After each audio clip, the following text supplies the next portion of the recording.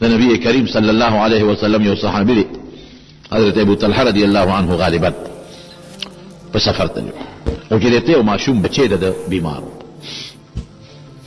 دی چې په سفر لاړو دراتلو کم ټیم دی د را رسېدو نو بچی مړ شو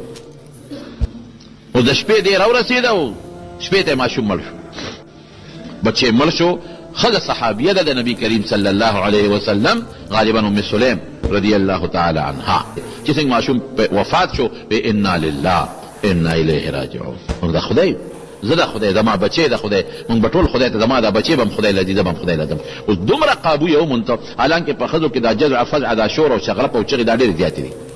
سړی صبر کولی شي خدای نشي کولی دومره صبر وکړ چې په گاون کې څو خبر نه کړ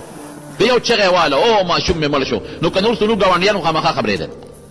او بعضی وخت کې سړی پلار خبر کی مور خبر کی